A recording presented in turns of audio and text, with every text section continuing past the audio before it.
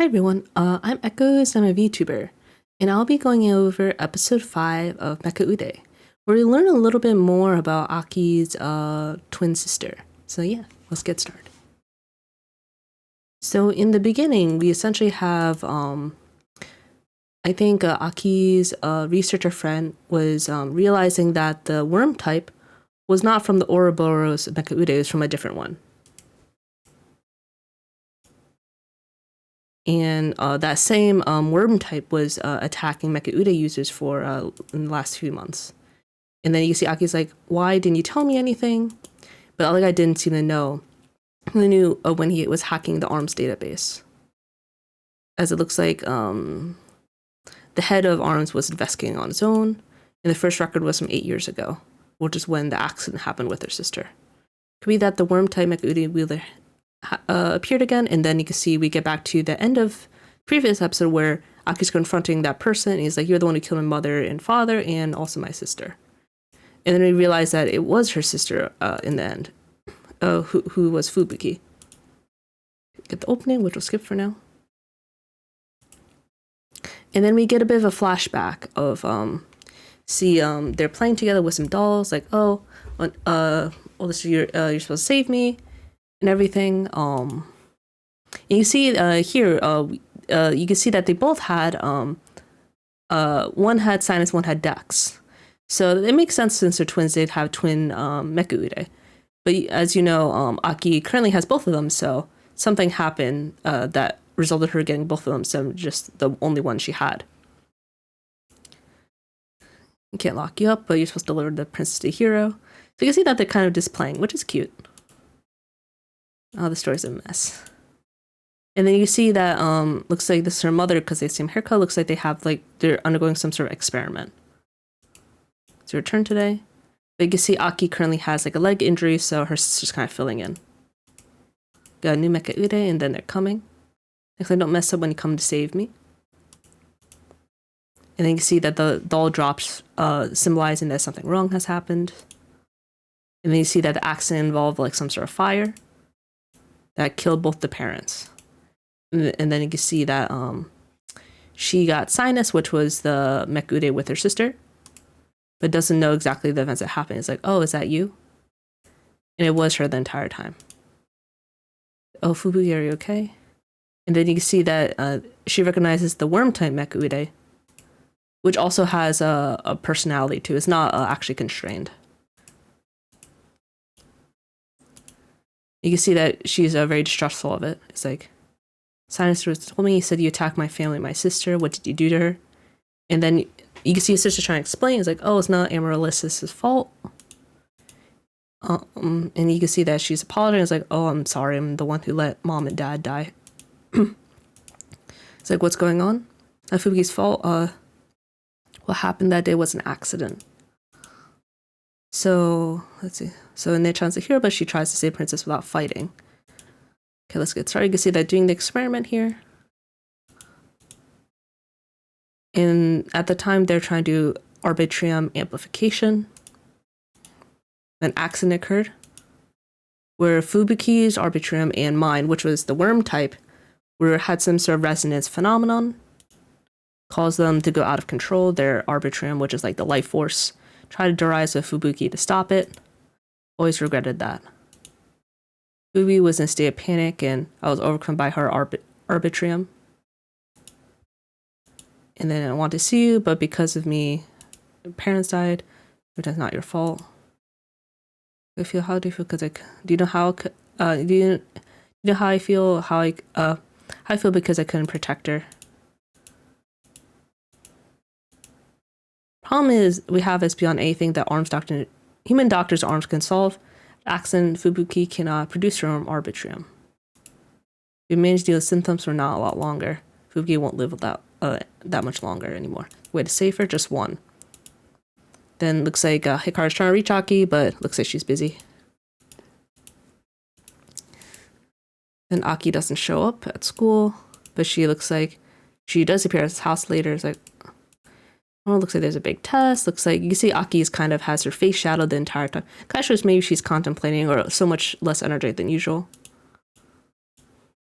The other guy's coming. You can see that they're having banter with that Jun guy and that other girl. Not to hold anything at their place. Oh, and they're talking about study session. But it looks like she has something to do. Romantic comedy is moving forward. And then you can see that even Hikaru knows that there's something wrong with Aki here. Hey Quinn, haven't seen her all day.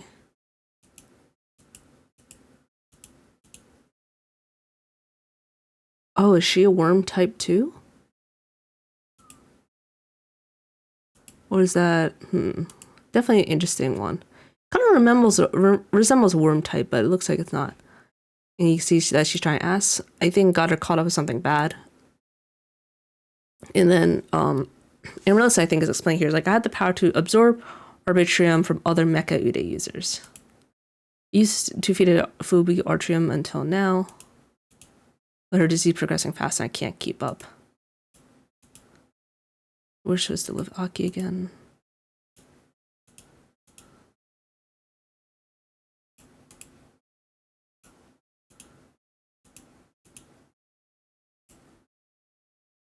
It looks like they're still feeding off of Mecha-Ude users here. So it looks like the attacks are still happening. Aki's not stopping because it's to help her twin sister. Looks like the guy's excited and one's causing chaos outside, have the same symptoms. Have enough to quarantine block. Also that civilians will be injured too.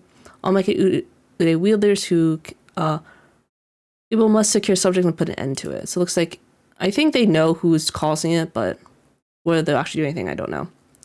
Take him down. Let's see, it looks like there's some infighting here. Aki's not here, but they're going to study. And then you can see that looks like they're learning more about Hikaru's like trying to figure out what's going on. And that mentioning that the worm type is causing havoc across the city. That involves who's involved. Paul that she is involved as well, because they mentioned how Aki met her sister. You need to capture and ask her questions, so we had to use force. Common comrades are just an illusion created by emotions.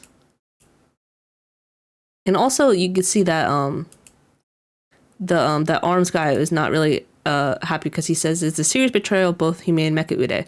He doesn't understand the context, so I guess that makes sense. But regardless, it's a bit severe if he doesn't know everything.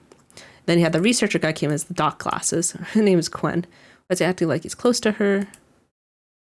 We need to use them to help find Aki. You can see that this guy, the sound guy's Mecha-Ude finally, it's not unchained anymore. It kind of acts kind of like a really polite, but overly so. And he has the Japanese name Kagemaru. Yeah, it looks like Kagemaru can help. And then it looks like they're trying to help out. So it looks like Jin is getting involved. The other group is just monitoring. Because it looks like that Kagemaru guy can detect signals for some reason. They see Jin is also accompanying them. And looks like, and they see Aki's like, oh, it does have to be Hikaru. And then Marissa's like, we need his special Arbitrium, the one that triggered the, awaken the trigger arm. In exchange for his life, I'll protect Fubuki. So then Aki is there to try to figure out how to save her sister.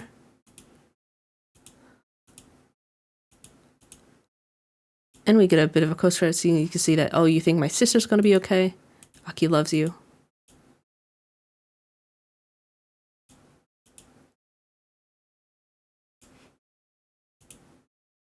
And yeah, you can see that Aki's sister's not really that happy with having to essentially kill people in exchange for her own life. So there's that as well.